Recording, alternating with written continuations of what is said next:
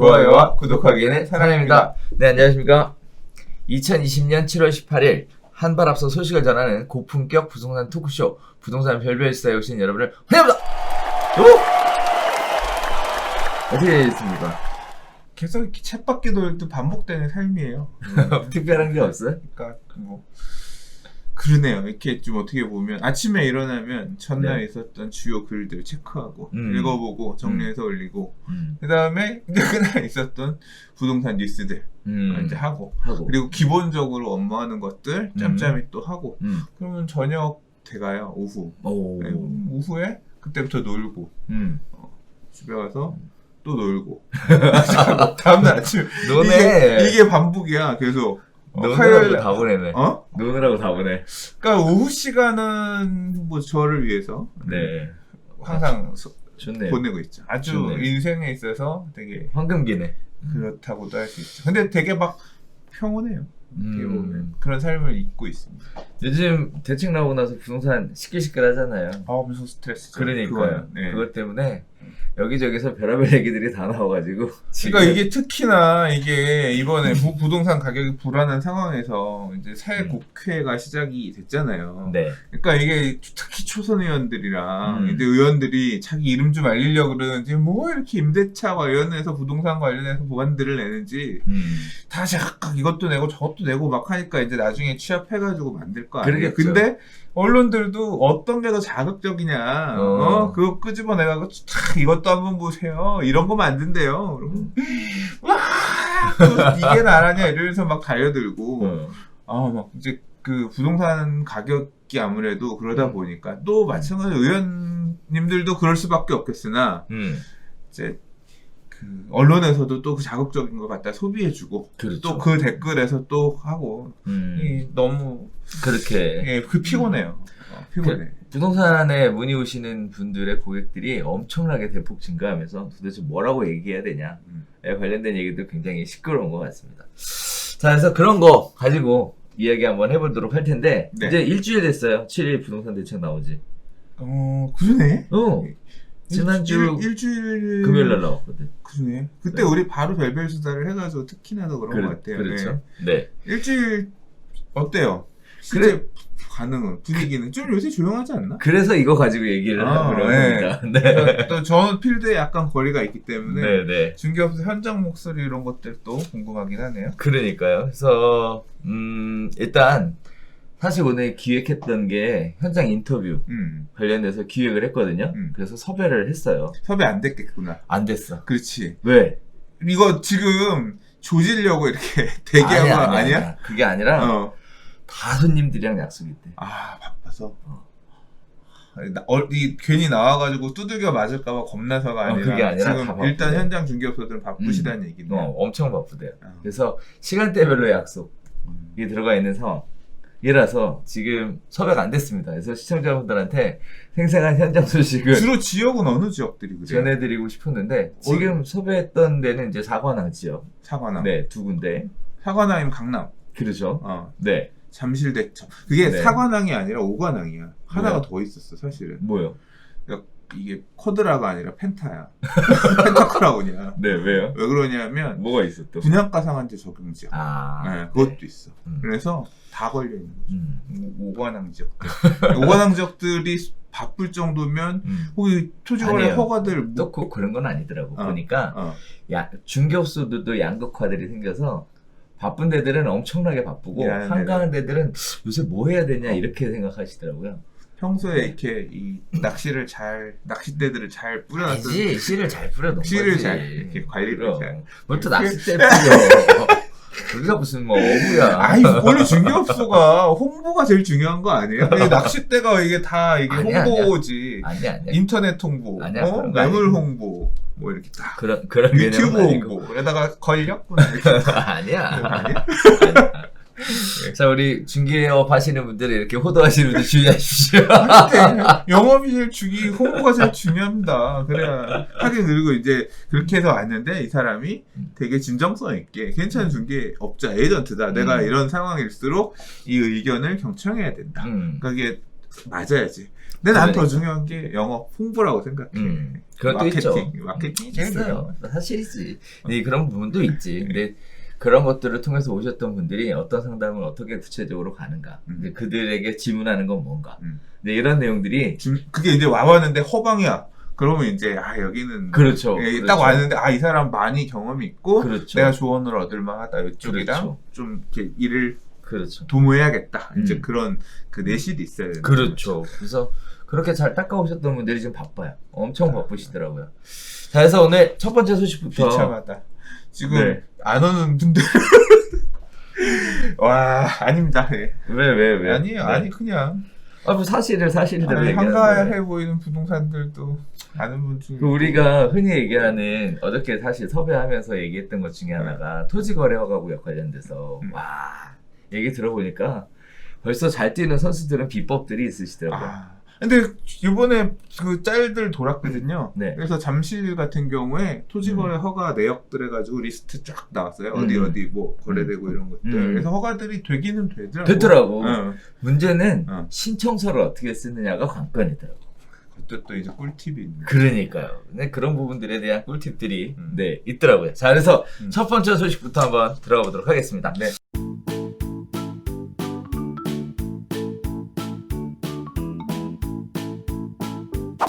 자, 720 부동산 대책이 나온 지 한 주가 지났습니다. 똘똘한 채가 정답이냐? 옥죄도 꺾이지 않는 서울 아파트 값에 대한 이야기인데요.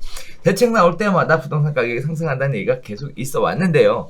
720 대책 이후에 첫 주가 지난 지금 0.09% 서울 아파트 가격의 상승이 있어졌다라는 이야기를 가지고 지금 계속 시끄러운 이야기들이 나오고 있습니다. 그 중에 강남 4구, 마영성 상승세가 두드러지고 있다. 그리고 오히려 정부 대책에 강남 집중 효과가 계속 더 높아가고 있는 거 아니냐라는 내용을 가지고 진행해 보도록 하겠습니다. 지금 서울 아파트 가격 변동률이 이렇게 나와 있는데요. 보시는 것처럼 진짜 올라가고 있는 추세. 물론 흐름 자체가 살짝 꺾이긴 하였으나 여전히 올라가고 있다. 그 이유 중에 4가지 포인트를 잡고 있는데 일단 첫 번째는 뭐냐면 서울의 상승세만 가팔라지는 모양새다라는 거예요. 그 중에 강남 4구, 그 다음에 마영성으로 불리는 선도지역의 상승세가 두드러졌다라는 게 첫 번째 포인트고요. 두 번째는 청와대 등 고위 공직자들이 잇따라 강남 기존 주택 대신 비강남권이나 지방주택을 처분하는 모습을 보이면서 똘똘한 한 채가 역시 정답이다라는 인식들이 확산되고 있다라는 얘기들이 나오고 있습니다. 그러면서 이제 어떤 분들에 대한 이야기들이 구체적으로 나오고 있고요. 자, 그 다음에 세 번째는 충분한 가격 상승 여력이 있는 한 가구만 보유하는 게 더 이익이다라는 판단으로 수도권 중에서도 서울 중에서도 강남 등 핵심지로 몰려들고 있다라는 얘기들이 또 주축을 잡고 있습니다. 마지막으로 네 번째는 이제 실수였다라고 얘기하는데 MBC 100분 토론에서 생중계가 나가고 있었고 유튜브에서도 나가고 있었는데 TV에서는 문제가 없었는데 유튜브 생중계는 끝나지 않은 상황에서 주장했던 내용과 반대의 이야기가 생방송을 타면서 거기서 문제가 됐다라고 얘기하죠. 그래서 집값이 안 떨어질 거다. 이게 어제 오늘 일이냐의 발언으로 정부 대책으로는 집값 안정화에 한계가 있다는 사실을 인정하는 듯한 발언을 했던 것이 굉장히 이슈가 되고 있습니다. 자, 이와 같이 결국 공급을 늘려야 한다는데 정부 시장이 모두 동의하고 있는 상황인데 재건축 재개발된 도심 공급량을 손쉽게 늘릴 수 있는 방안은 꽁꽁 묶여있는 상황에서 공급 방향의 실효성에 의문이 들 수밖에 없는 그런 상황에 그린벨트 해제를 밀어붙이는 또 이런 방향에는 또 동의하기 어렵다라는 얘기들도 한 축에 자리 잡고 있는데요. 자, 720 대책 발표 이후에 첫 주말 부동산 시장은 그야말로 혼란 그 자체라고 얘기해도 과언이 아닐 것 같습니다. 그런데 며칠 동안 조용하더니 이제 방향이 어느 정도 잡혀가고 있는 것 같아요. 그 중에 하나가 집값이 더 올라간다는 분위기. 특히 서울은 상승, 지방은 조정 쪽으로 가닥이 잡혀가고 있다는 얘기. 그 다음에 서울 아파트는 빠른 증여. 그래서 지금 법무사 사무실이 엄청나게 바쁘다는 얘기. 그래서 양도세보다는 증여세를 감당하겠다. 라는 쪽으로 증여세에 관련돼서 또 취득세 올라가기 전에 이미 빨리빨리 증여하겠다. 라는 쪽으로. 다시 얘기하면 보유에 대한 전략을 세워가고 있는 이런 모습들을 보여주고 있는데요. 자, 720 대책 이후에 여러 가지 얘기들이 나왔는데 소장님은 무슨 얘기를 제일 많이 들으셨어요? 일단 저는 제 살길 먼저 그러니까 찾아서 해결했잖아. 해결했고 그거는 이제 공개적으로 얘기하기 그렇고 그렇지. 딱 대책 나오자마자 보고 그러니까 재고 있었거든요. 각을. 이거 할까 이거 할까 준비하고 다 알아보고 딱 하고 있다가 대책이 나온 거고 방향성 보고 플랜 C 가동 해서 바로 그냥 당일 처리 다 해버렸지. 뭐 지난주에 끝냈으니까. 아무튼 그렇게 각자들 살 길들을 찾으려고 준비하고 계실 거고, 또 각자 살 길을 잘 모르겠으니까 이제 결국 중개업소 사장들이 바쁜 이유가 이제 어떻게 하면 좋을까, 일종의 컨설팅이지. 앞으로 어떻게 가져가는 게 좋을까요? 이제 그런 것들을 물어보시면서 그러는 것 같고, 또 한편으로는 아직 지금 법안들이 확정이 된 게 아니잖아요. 그렇죠. 계속 언론에서는 카더라 이렇게 간보고 저렇게 간보고 아니다 카더라 아니다 카더라 이게 계속 반복되니까 저도 아예 안 봐. 카더라 기사는 어차피 나중에 확정되면 그때 생각하자. 입법되면 그때 생각하자. 근데 이제 그런 상황에 따라서 이제 대비하려는 분들이 많죠. 계속 눈팅을 하는 것이. 그렇지. 그래서 지금 지난 한 주 동안 대책 끝나고 나서 그냥 대책이 첫날은 1000만을 돌파했잖아요. 그 다음날에 이제 800만으로 떨어졌는데, 그 다음에 떨어졌는데, 이게 우리 트래픽 얘기들 해봤지만, 부동산 사기 카페 트래픽 얘기 해봤지만 9.13 대책 나오고 안 좋을 때는 180만, 160만, 그러니까 200만 밑으로 떨어져서 1트래픽이 갔었거든요. 뜨거울 때가 얼마였냐면 400에서 450만 정도가 뜨거운 거였어요. 근데 지금은 일평균 600만이 맨날 넘어요. 지난주 내내 600만이 넘어. 그러니까 이게 되게 화가 났어. 사람들이. 소유하고 계신 분들이 보유세면 취득세면 세금 올린다고 하니까 일단 열이 좀 받은 게 보여요. 이게 어떻게 이렇게 할 수 있냐, 그런 부분들도 보이고, 난 어떻게 대비해야 될까를 남들의 의견을 자꾸 보려고 하니까 계속 트래픽이 빠지지 않고 유지가 되고, 한편으로는 또 니들 망했다. 이제 반대 측면에서 얘기하시는 분들의 어떤 이런 비아냥? 뭐, 이제, 그런 류의 잘못됐다. 이 맞는 방향이다. 이제 이런 목소리도 한편으로 보이고, 이게 혼조되면서 되게 지금 뜨거운 상황이에요. 분위기 자체는. 근데, 지금 아까도 상승률 얘기하셨지만, 상승률이 기존에 있던 게 이제 살짝 꺾이는 모양 된 거잖아요. 근데 저는 약간 의외였던 거는, 그러니까 올 상반기 장을 보면 강남이라든가 핵심 지역이 가격을 주도 선도해가면서 올라가는 모습이었다기보단 노도강 금관구로 대표되는 제일 이제 중하위권에 있는 아파트들, 이제 그 가격대들이 이렇게 가격 올라가는 그런 모습들을 보여왔는데, 지금 그럼 710 대책 이후에 이 서초, 그러니까 강남 4구나 마용성 중심으로 상승세가 보이기 시작한다라는 거는, 상승률이 나타나기 시작한다고 하는 거는 다시 이 대가리들이 치고 그렇죠. 올라가면서 시장의 이제 전고점들을 뚫어주는 그런 모습. 그러니까 밑에 애들이 딱 이만큼 차 올라가면서 맞춰지니까, 야, 이 돈 주고 여기 사느니 여기를 더 주고 가자라고 하면 수요층들은 이제 가격을 좀 뚫어주는 모습이 나오고 있다는 거예요. 이게 사실 별로 안 좋은 건데. 그 실수요자들이 결국은 선호하는 강남으로 또 마용성으로 이렇게 다시 몰려들고 있다. 이렇게 봐도 될 것 같아요. 우리 사실 7.20 부동산 대책 관련된 얘기할 때 아, 이거 서울로 몰려갈 것 같다, 이런 얘기를 드렸는데, 진짜 그렇게 근데 그게 있더라고요. 방향성이 그럴 수밖에 없어요. 이거 뭐 제가 안 그래도 그 얘기 했었는데, 뭐 다음 이슈 얘기할 때, 다음 주제를 꼽아놓은 거 할 때 그 얘기를 할게요. 뭐 아무튼 말씀하셨던 것처럼 두 개를 가지면 안 된다. 근데 이건 진짜 아무리 얘기를 하려고 해도 말이 안 돼. 이런 분위기를 왜 자합입판들 안 해?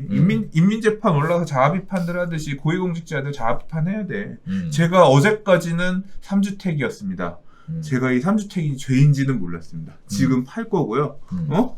앞으로는 다주택이 되는 일은 하지 않겠습니다. 자합입판 한번 하고 팔아야지. 이제, 야, 나는 솔직히, 이제 막 그 법안도 나오는데, 고위공직자가 되기 위해서는 이 다주택이면 안 된다. 또는 뭐 몇 일 이내에 판단 처분각서 쓰고 뭐 이런 법안도 만든대. 이게 말이 돼. 나는 도저히 이게 동의할 수 없는 그런, 다주택이 왜 죄야. 저는 아무튼 저의 가치관은 그런데, 최근에 제일 황당했던 건 그거예요.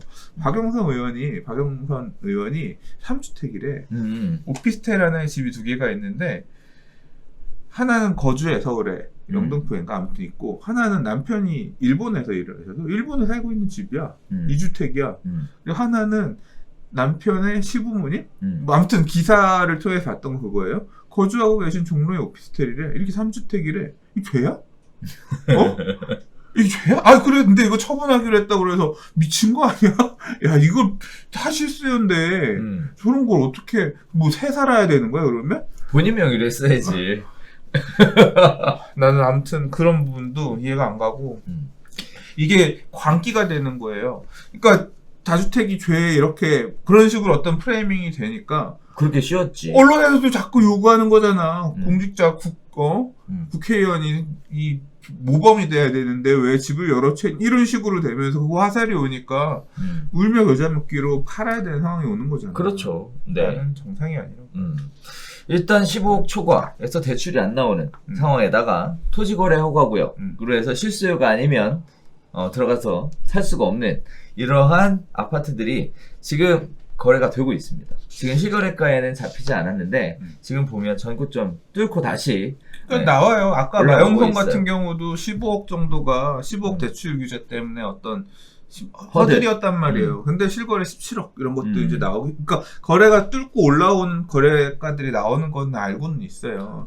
왜냐하면 그 거래가 나오면 이제 앵무새처럼 외치고 우리 아파트 얼마 거래됐다. 이제 다들 이제 커뮤니티에서 얘기들을 하시니까. 그런 거 보면 실수요자들의 이런 주택에 대한 요구, 욕구 이런 부분들에 대해서 간과하고 가지 않았나? 그러니까 그게 그 욕망을 수요를 억제할 수 있다. 이 제도로 최대한 억제해 보려 한다. 억제할 수 있다라기보다는 최대한 억제하겠다. 수요를 잠재우려고 하겠다라고 약을 썼는데 그 약보다 욕망이 더 큰 거지. 그러니까. 근데 사실 그 욕망을 710 대책이 다시 뽐뿌질했다고도 어떻게 보면 보여지는 거예요. 그러니까. 예, 이제 그거는 이게 부작용이 이렇게 나타나고 있는 부분이 아닐까 싶어요. 그래서 이제 또 들리는 얘기에 의하면 토지거래 허가구역으로 해서 토지거래 허가 받아야 되잖아요. 그 부분 관련해서 어떻게 진행되고 있냐라고 물어봤더니 실제 이러한 실수요자들이 움직이고 있는 게 사실이고 그다음에 또 증여를 통해서 매입에 대해서 생각하고 있는 분들이 상당히 많은 것으로 이렇게 보여지고 있고요. 돈도 많아. 토지거래 허가 관련돼서 또 얘기 나오는 것이 이제 허가 신청을 어떻게 하면 받을 수 있겠냐에 관련된 이야기 중에 이런 얘기가 나오더라고요. 그냥 간략하게 쓰면 안 되고 구구절절 써야 돼. 구구절절히 써야 된대요. 딱 그러면- 읽어보고 감동할 정도로 거의 논술평가. 국어를 장문을 이걸 잘해야 되네. 그러니까. 글을 많이 써본 사람이 저는 본디 가진 것이 없이 태어나고 자주성가를 해서 10년 전 교통사고로 뭐 이러면 토지거래허가 나온대요. 네, 이게 그러니까 그거를 검수하는 공무원이 보고 이건 진짜 실수요가 여기 들어와 살 마음으로 이거는 돈도 이렇게 갖췄고 이렇게 하려고 했구나 라는 부분을 그러니까 교수님한테 레포트 내듯이 정성껏 써야 네. 되는구나. 그 간략하게 오히려 뭐 이러이러해서 이러이러하다. 그러면 빠꾸 가족들 통장 다 갖고 와라. 뭐 이런 식이고 내가 사실 뭐 어찌고 해서 몸이 불편해서 장거리 이동이 어렵고 뭐 내가 뭐 생활의 주거 편의가 어떻게 되어 있고 이런 부분들이 어필이 되면 통과. 앞으로는 저것도 나오겠는데 토지거래 허가 장원 뭐 이렇게 토지거래 허가 뭐 우수상 와 이거는 진짜 감동 이 허가를 관장하는 공무원이 100일장 그래 100일장 토지거래원의 100일장 완전 야 이거는 진짜 이렇게 내 집 마련을 실거래 실수요자가 와서 하셨습니다. 그 구별로 이거 하면 구는 아니고 구 두 개 지금 3개 구구나 용산구 강남구 송파구니까 구별로 토지거래 허가가 확대될 거 아니에요. 그렇죠. 25개구로 확대되면 25개구 누가 어느 구 장원이 제일 멋진가. 공인중개사의 장문 실력이 이제 도마 위에 올라가게 되는. 네. 그거 토지거래 허가 신청서 써주는 알바 이런 거 만들어야 되겠다. 네. 그게 아니라 넣어드리면 80% 확률로 됩니다. 허가서 이거 장당 얼마 뭐 해가지고 말하면서도 어이가 없다. 죄송합니다 이게. 그러니까 그런 얘기를 했어요. 네. 말이 안 되니까 그렇지. 자, 이렇게 토지거래 허가구역 관련된 얘기들도 있어 왔어요. 그래서 다들 무서워서 못 들어갈 것이다. 실수요자들이 설마 허가까지 받고 그렇게 낡은 주택으로 이사를 들어가겠냐 이런 식의 우려들이 있었습니다만 시장에서는 뚫고 들어가는 모습들이 지금 포착되고 있고요. 아직 실거래가가 30일 내에 신고라서 정확하게 데이터가 나오고 있지는 않습니다만 현장의 이야기를 들어보면 이미 돌파한 것으로 그렇게 돌고 보여지고 좀 있는 뚫은 상황입니다. 단지들이 네. 계속 나오고 있다. 뭐 핵심 이게 지역에서는. 그렇죠. 앞으로 계속 갈 거냐 아니냐 이건 모르겠어요. 근데 정확한 거는 현재 시점에서는 그렇다. 여기까지는 말씀드릴 수 사례들이 조금 나왔다. 있을 것 같습니다. 자, 두 번째 이야기로 가볼게요. 지방주택 먼저 팔겠다. 문의가 빗발친다. 서울과 동일한 세폭탄. 이게 말이 되냐라는 얘기입니다. 이건 징벌적 과세. 지방 분양시장, 지방주택시장의 절규에 관련된 이야기인데요. 획일적 과세 잣대에 분양권, 갭투자 사실상 올스톱이고요. 김해, 거제, 구미 등 제로 프리미엄 사태가 속출되고 있는 상황에 법인발 급매물까지 쏟아지면서 시장의 초토화 가능성이 매우 높아지고 있다라는 얘기입니다. 자, 법인 아파트 개인 소유의 매입 추이에 대해서 쭉 나오고 있는데요. 뭐 사실 이번에 710 부동산 대책에서 가장 포커스를 많이 뒀던 게 법인 투자자들이었다라고 얘기도 과언이 아니겠는데요. 그래서 개인이 얼마나 갖고 있었는지, 그리고 또 법인 아파트의 거래 비중은 어떻게 됐는지, 이렇게 지역별로 해서 쭉 나와서 있는 표가 있습니다.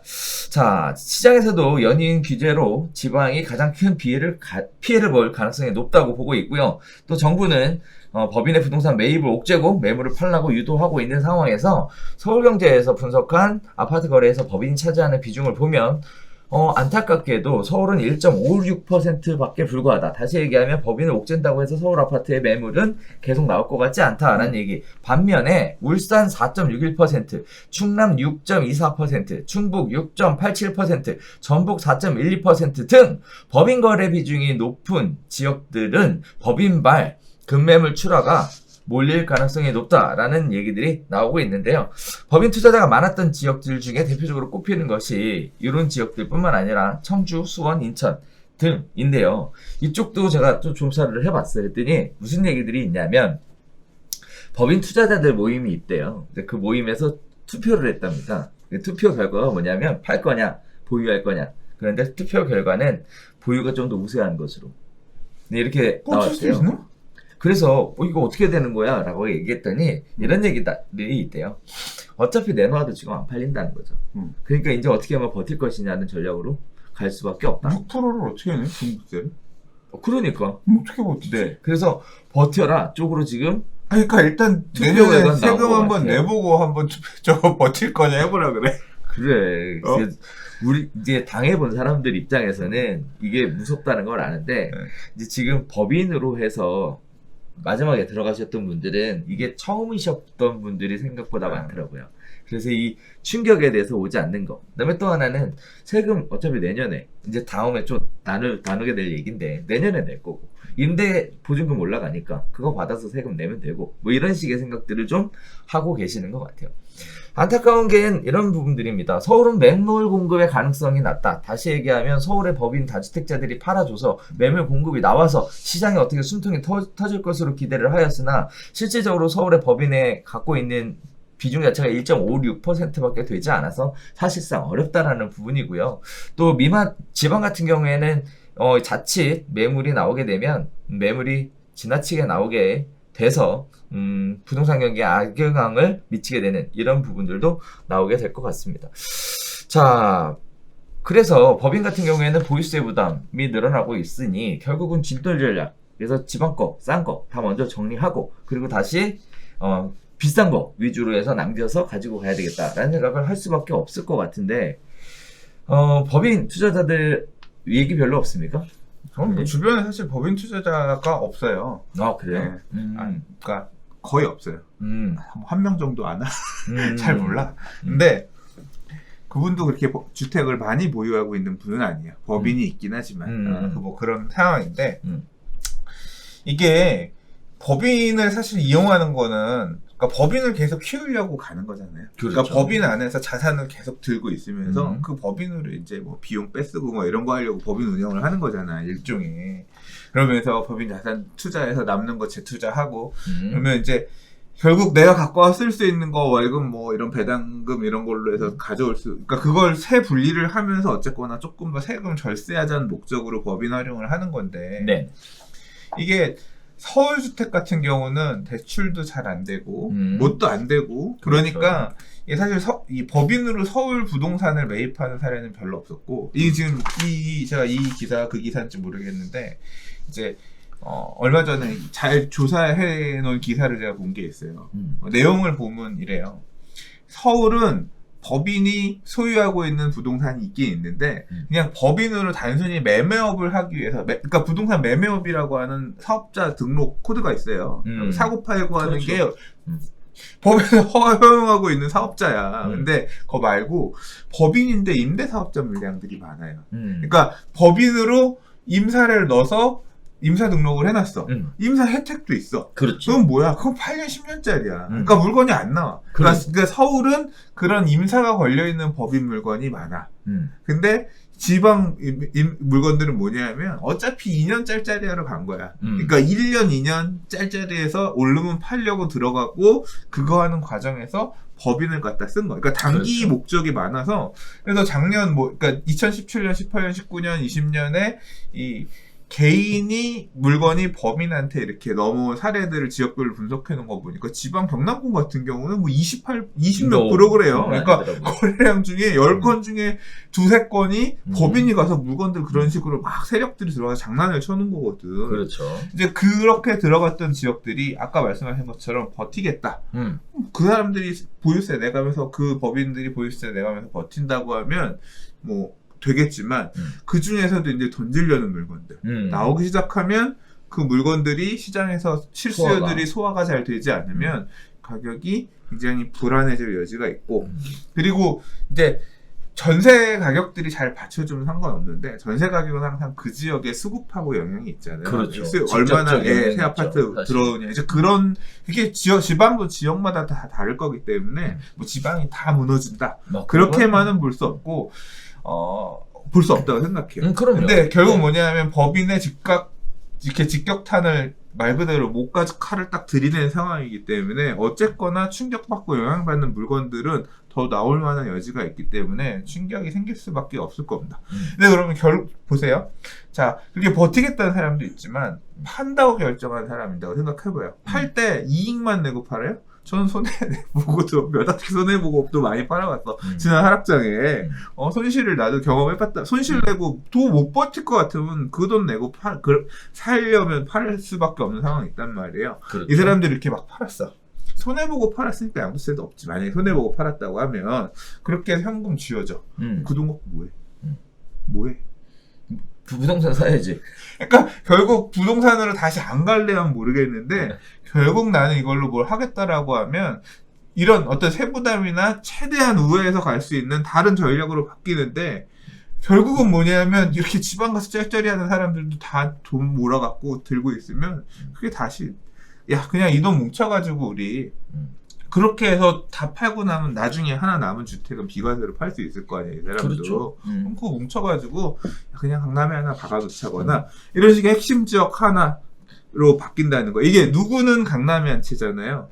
누구는 그 돈을 다 모으면 마포에 한 채 갈 수 있는 거고 누구는 그 돈을 다 모으면 은평구에 한 채 갈 수 있는 거고 누구는 그 돈을 다 모으면 저기 뭐 지축, 경기도, 고향에 한 채가 되는 거고 이렇게 뭐냐면 자기가 할 수 있는 최선의 부동산 자산의 베팅을 자기가 이게 이제 지방도 있죠. 나는 해운대로 그렇게 하나를 뭉칠래. 나는 수성구로 하나 뭉칠래. 나는 대구에 어디로 뭉칠래. 이런 식으로 해서 똘똘하게 뭉쳐지는 지역, 그렇지 않은 지역. 그러니까 이게 결국 뭐냐면 정책이 의도한 바예요. 야, 대한민국 국민은 1세대당 주택 하나밖에 소유할 수 없다. 법으로 그렇게 강제해. 그건 안 되잖아. 근데 보유세를 2주택부터 살 때는 취득세를 8%, 3주택 12%. 그 다음에 보유하게 되면 2주택 세율이 2.2, 3.6, 뭐 최대 6% 이렇게까지 강하게 보유세를 내게끔 팔 때도 양도세 2주택부터는 양도세 80% 남는 거 없이 이렇게 뭐냐면 조세 정책을 통해서 결국 사실상 세대당 1주택을 강제하게끔 하려고 하는 영향을 끼치고 있는 거잖아요. 그렇죠. 그러면 지금 사람들이 하고 있는 행태는 뭐냐면 제도가 그렇게 만드는 거야. 아, 다주택이 유리하지 않구나. 그럼 1주택 하나로 가는 게 맞는데 남들보다 먼저 가서 그 1주택을 그냥 지금 내가 매팅할 수 있는 제일 좋은 데 가서 낑겨 놓자. 이런 선택을 지금 하고 있는 상황인 거예요. 그렇게 되다 보니까 어떻게 돼? 그까지 똘똘한 안전상이 심화되는 거죠. 이게 그래서 제가 지난번에 딱 710 대책 나오고 나서 생각을 하다가 쓴 게 이제까지는 똘똘한 한채 현상이 심화될 거다 했는데 이제는 그런 표현을 쓰면 안 되고 찐똘 현상이 나왔고 요새 야 이건 찐이다 뭐 이렇게 말로 하는 그런 게 아니라 진짜 이거는 진짜 최고다. 이게 찐이라는 표현을 쓴다고 하더라고요. 그래요? 네. 찐똘 현상이 이제 진짜 찐똘의 시대 했더니 누가 댓글에 그런 거 썼더라고.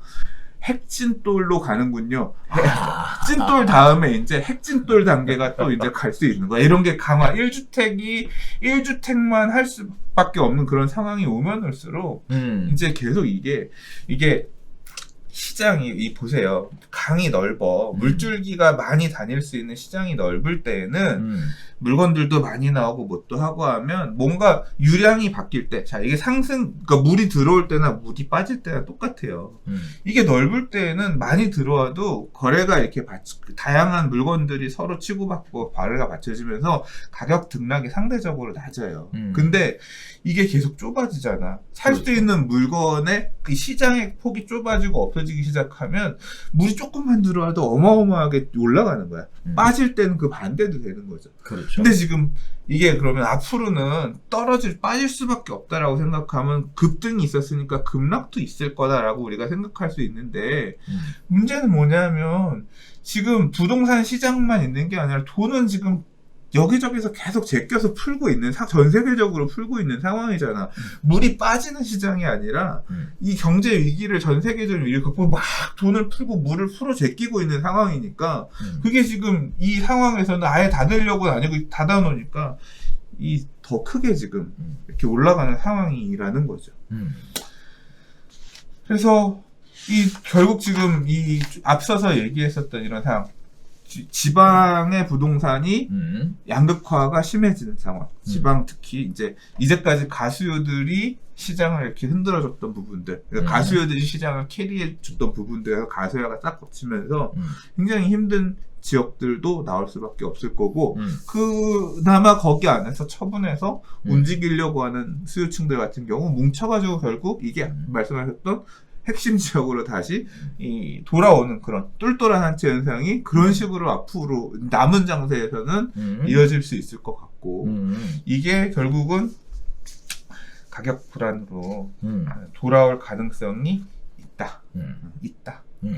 돌아올 거다가 아니라 가능성이 있다. 그래서 지금 법인에서 매수를 많이 했었던 이런 지역들은 지금 어떻게 보면 한편으로 다들 긴장 상태에 있는데, 여기 지금 빠져있는 것 중에 하나가 부산 지역은 생각보다 법인 매수자가 없나 봐요. 부산은 비쌌어. 그래요? 그러니까 부산은 그렇게 짤짤이 할 수 있으면, 이게 법인 매수가 많다는 얘기가 5천만 원 1억 원 미만으로 몇 천만 원 갖고 들어갈 수 있는 데들, 이런 것들 대출 최대한 빼서 갈 수 있는데 그랬던 거고요. 제가 작년 초에 부산을 공부하러 내려갔을 때 그렇지. 가보고 나서 별로 부산이 매력이 없다고 느낀 게, 부산에 가서 어지간한 데 살려면 3억 넘게 있어야 돼요. 아파트 6억 7천에 전세 3억, 3억 5천. 아파트, 그러니까 그게 가격이 빠진 거예요. 1억씩 빠져서 그 금액이었거든요. 그때도 갭이 너무 컸어요. 왜냐하면 부산도 입주 물량이 거의 한 2만 세대 가까이 나올 정도로 계속 있었거든요. 그러니까 전세 가격이 안 오르는 거야. 계속 새 아파트가 몇천 세대 이렇게 들어오니까. 그래서 갭이 커서 그러니까 뭐냐면 그 당시에 2019년 같은 경우 2018년에 9.13 대책 나오고 나서 시장에 충격이 있던 시절이에요.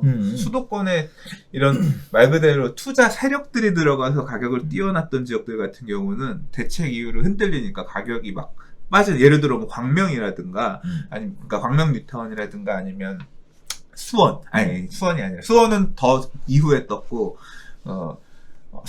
성남, 중원구, 수정구 이런 지역에 재개발 분양할 때들, 이런 데들도 가격들이 다 출렁이면서 꺾이고 있었던 지역이거든요. 그럼 뭐냐면, 3억 주고 부산 갈 거면, 그 돈으로는 수도권의 A급 투자 지역들로 갈 수 있다. 그 돈이면 서울이나 이 수도권 가지고 뭐하러 부산 이러면서 안 갔단 말이에요. 그러니까 부산은 당연히 그런 수요가 상대적으로 많지 않았어요. 만약에 있었다고 하면 부산 안에서도 보면 매가 2억 몇천에 전세 1억 몇천 이런 데들은 들어갔을 만한데 부산도 핵심 지역에 좋은 아파트 중심으로 주로 이제 사람들이 많기 때문에 그래서 아마 조금 적었을 거예요. 그러니까요. 네. 그래서 이번에 대책 나오고 서울이 강남이 막 올라가듯이 부산 핵심 지역들 가격이 역시 또 올라간다는 그런 거예요. 영향이 갈 수 있어요. 그러니까 이게 지방이 무조건 죽는다가 아니라 결국 부산도 돈 많은 분들 얼마나 많아요. 부산의 평균 예금 잔고 10억 이상 갖고 있는 사람 숫자가 엄청 많다라고 알고 있거든요. 뭐 그런 분들이 그 안에서 한 채. 근데 이제 그분도 고민하겠죠. 한 채밖에 못 가지면 부산에 한 채 갔느니 그냥 서울 거 살까? 이제 이런 시대가 오는 거야. 아니야. 부산에 집돌로 가야지. 부산에 집돌로. 왜 그러니까 자꾸 서울로 와? 그렇게 가는 분들도 있겠지만 지방 유지들 중에서 아니 그걸 지금 국회의원들이 하고 있잖아. 고위공직자들이 하고 있잖아. 내가 지역구가 여긴데 여기에서 3선을 했는데도 거기 거 팔고 서울 거 하나 갖는 전략으로 가잖아. 내가 다시 여기서 선거할 때는 와서 제가 이 고장을 살리겠습니다. 근데 집은 서울에 들고 있을 거야. 이게 지금 되는 상황인 거잖아. 그래서 그런 현상이 이게 앞으로 더 심화되면 심화될수록 그러니까 이게 지금은 충격만 준 거야. 이렇게 할 거다라고. 내년에 종부세 고지서 받아보고 나서 이게 세금이 장난이 아니구나 느끼면 그때부터는 진짜 문제지. 진짜 저는 이제 사회적 문제가 될 거라고 봐요. 저도 문제가 될 거라고. 이 보유세 조세 저항 부분도 되게 지금은 뭐 실검으로 나오는 수준이지만 나 이 보유세 못 내겠다라거나 파는 사람들의 그러니까 지방 거 팔고 서울로 회귀한다거나 하차 이런 현상들이 되게 강화될 가능성이 커요. 그러니까 지금은 아직은 겉만 줬지만 그래서 지금 이게 반영이 안 됐지만 실제 내보고 이게 내가 이거를 매년 이 돈을 매년 내야 된다고 내년에 또 6월 1일 되면 매년 내야 된다고 무서워서 던지는 물건들이 나오겠지. 그러나 그렇게 나온 물건들 정리해서 다시 핵심 지역으로 향하는 현상은 더 강화될 가능성이 있다. 자, 세 번째 이야기로 가겠습니다. 다주택자 잡으려다가 전세 세입자까지 잡겠다는 얘기입니다. 느긋한 강남 다주택자는 전월세 올려서 세금 내겠다라는 내용이 지금 계속 흘러나오고 있는데요. 22번째 대책에 임대차 시장에 혼란이 가중되고 있습니다. 등록 임대사업 급작스럽게 폐지하겠다는 수순에 접어들게 되면서 156만 9천호의 세입자에게 날벼락이 떨어졌다라는 얘기입니다. 전세가격 상승세에 불안감이 가중되고 있다라는 내용인데요. 일단 크게 세 가지 꼭지에서 살펴보면요. 일단 첫 번째는 등록 임대 장기 거주하더라도 갑자기 집주인이 바뀌면 일반 임대가 되면서 계약갱신이 어렵다는 내용입니다. 거기에 따라 보증금도 뛸 수 있겠죠. 새 집주인은 앞선 계약에 대한 의무가 없기 때문에 전세금을 올려서 새 계약서를 쓸 수 있다는 얘기입니다. 자, 두 번째 꼭지는요. 8년 장기 임대사업자들도 이번에 그냥 말소하겠다는 의사가 굉장히 강한 것으로 보여지고 있습니다.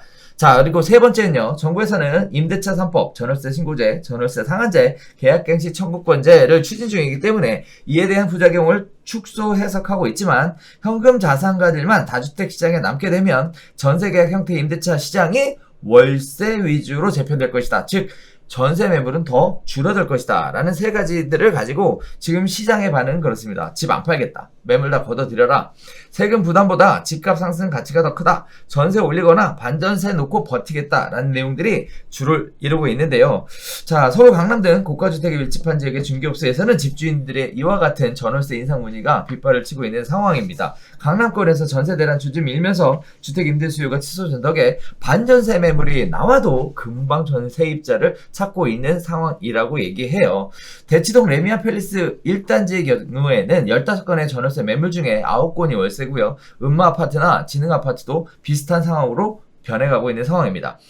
자, 그렇게 되면 710 대책의 세부담이 늘자 집주인이 세입자들에게 세 부담에 대한 인상분을 떠넘길 것이다 라는 우려가 현실화되는 거 아니냐라는 굉장한 우려 섞인 목소리들이 나오고 있는데요. 자, 임대인들의 관점에서 보면 그렇습니다. 종부세 부담된다. 하지만 적용 시점은 내년 6월이다. 아직 급할 거 없다. 라는 내용. 두 번째는 전월세 인상으로 인해서 내 집 마련, 세금 마련하겠다. 그 중에 월세로 마련하면 특별하게 전세 보증금 뭐 어차피 받아봐야 은행 금리가 제로금리 상황에서 전세금을 받을 필요가 없다. 차라리 이걸 월세로 받아서 그걸로 세금을 충당하겠다. 자, 세 번째는요. 세금 부담보다 집값 상승 가능성이 높다라는 임대인들의 이렇게 세 가지 관점들이 포착되고 있는 상황인데요. 이거 우리 얘기했었던 거 있었죠. 다주택자 옷 벗기려고 계속 바람 불어넣으니까 지금 정부의 정책 실효성을 보려면 사실 전세, 매물이 증가를 해야 되는 상황. 이게 햇빛 정책이죠. 그런데 계속 바람만 불면 벗지 않을 것이다 라는 얘기가 지금 임대인 관점에서 계속 나오는 것 같아요. 문제는 이번에 공급대책 발표한다고 했는데 잘못 발표되면 끝장날 것 같다라는 굉장히 좀 불안함? 위기감? 뭐 이런 게 저는 들거든요. 어떻게 보세요? 이건 부동산 가격 잡힐 때까지 대책을 내면 대책이 효과가 있는 거겠지. 인디안 기후제네. 뭐 비 올 때까지 아니, 계속 정부의 대책은 그냥 하는 기후제인 거야. 60차 대책 나올 때까지 계속 내서 그때 가서 잡히면 드디어 해냈습니다. 시장은 다 없어지고 망가지고 가격은 지금 이미 이 가격이 여기까지 왔는데 이게 사실 어떻게 보면 정책 실패지. 그걸 인정하지 않는 게 문제지. 그리고 실드 치잖아. 유동성이 풍부한 시절에 이만큼 상승한 걸로 잡은 것도 잘한 거다. 뻔뻔하다. 자, 아무튼 그게 포인트는 아니죠. 지금 하고자 했던 얘기는. 자, 이게 결국은 조세 전가예요. 얘기하는 게. 그러니까. 조세 전가고 이게 되게 정책의 딜레마인데 1주택 양성, 그러니까 아까 앞서서 얘기했던 다양한 조세 정책이나 규제를 통해서 세대당 하나의 집만 가지세요. 내가 살 집만 가지세요. 그게 정입니다. 그렇지 않은 경우는 적폐입니다. 어떤 이런 프레임으로 자꾸 정책을 가져가고 있잖아요. 그 정책에 따라서 사실 지금 시장도 가고 있어요. 서울 수도권 시장은 그렇게 지금 가고 있거든요. 그래서 자가 점유율이 계속 높아지고 있어요. 자가점유. 그러니까 내 집에 내가 살고 있는 사람의 비율들이 되게 높아지고 있는 거지. 새 사는 사람들이 줄고 있어. 이게 심하다면 심화될수록 자가점유율은 높아지고 새 얻을 수 있는 집은 줄어들 거예요. 그러니까 정책 방향대로 가는 거야. 그럼 어떻게 되겠어? 자가점유율이 60%라는 얘기는 임대 물건이 100개라고 하면 60개는 내 집에 사는 거고 40개는 세입자가 사는 거잖아. 그렇죠. 70이 됐어. 그럼 30%만 남아. 그렇죠. 네, 30, 20 이렇게 되면 나는 이 동네에서 임대로 집을 구할래라고 하면 임대 매물은 20개 중에 골라야 되니까 없는 거지. 그렇죠. 그래서 임대는 내가 좋은 조건으로 물건이 줄면 줄수록 임대 수요가 계속 없어지고 그건 모르겠는데 있는 상황에서는 계속 임대 가격은 이렇게 불안할 수 있는 여지가 있는 상황으로 가는 거고요. 이제 그런 상황에서 임대인이 소유자가 그러니까 소유자한테 세금을 많이 두들기기 시작하고 결국 그러니까 임대 물건은 나도 임대 가서 살면서 내 집을 임대 놓고 나가는 1주택자의 물건도 있겠지만 그렇죠. 내 집은 살면서 임대를 하나 더 주는 사실 실질적으로 보면 이게 이제 민간 임대주택에 영향을 끼치는 거잖아요. 근데 그 사람한테 2개 이상 갖고 있으면 앞으로 세금을 더 많이 두들기겠다는 얘기는 이 집의 임대료는 내가 내야 될 보유세 그리고 보유세만 있는 게 아니에요. 임대 내니까 임대에 대한 사업소득세 내야 그렇죠. 돼요. 예, 이제 지금 이거 그러니까 임대료에 대한 소득세도 내야 되고 보유세도 내야 되고 그렇죠. 그 다음에 내가 이 집에 들어간 내 자본금이 있잖아요. 그거에 대한 캡처 게인, 그러니까 이자? 예, 임대 수익도 있어야 되는 거. 실질적인 나의 기대 이익도 요게 더해줘야 되는데 세금이 늘어나니까 그거에 준해서 나도 임대료를 올릴 수밖에 없는 거지. 이제까지는 보증금이었다고 하면 보증금만으로는 그걸 낼 수가 없으니까 일부는 내가 이제 나라에 세금 내야 될 게 사업소득세며 아니면 보유세며 이게 많이 늘어나니까 네가 월세를 좀 줘야지 나는 여기를 임대할 수 있을 것 같아. 이런 형태로 자꾸 매물을 내놓을 수밖에 없다. 이게 조세 전가한 거죠. 이게 강화가 될 수밖에 없는 게 임차인은 집이 막 많으면 에이씨 그런 거 아니고 나는 그냥 올전세로 살래요. 올전세 물건 찾아가면 되는데 임대인들한테 보유세 강화는 동일하게 적용되거든. 그러니까 모든 임대인들이 다 그냥 월세 일부 받을 생각을 하면 나는 월세 주고 살아야 되는 상황이 생기는 거죠. 지금 그런 형태로 스무스하게 또는 급격하게, 그러니까 이 대책의 강도가 얼마나 세냐 세지 않느냐에 따라서 지금 그렇게 흘러가고 있는 상황이다. 그게 지금 적나라하게 드러나는 게 수요가 많은, 그러니까 특히 대치동 이런 데가 자꾸 거론되는 게 학원가라든가 학군 수요, 애들 학교 중학교 고등학교 보낼 6년간 여기서 나는 임대료가 뭐 500만 원이라도 난 버티고 살다 가야겠어요. 1년에 6천이고 5년 6년이면 뭐 3억 임대료 3억 몇천 깔더라도 우리 애 인생 미래를 생각하면 고생 좀 하고 간다. 그때만 그렇게 가겠다. 만들어질 수 있어요. 충분히. 옛날에는 그냥 월세 200, 250 좀 있어야 될 때가 이제 그 돈을 내고도 들어가서 한시적으로 사는 그런 특구, 주거 특구, 학원 특구 이런 식으로 바뀔 가능성도 있는 거지. 이제 그게 그런 흐름이 지금 한쪽으로는 되게 가고 있는 거고요. 자, 이건 말도 안 되는 얘기다. 저 임대료를 그렇게 올리는 게 말이 돼? 안 돼. 임대료 안정화 시키겠습니다.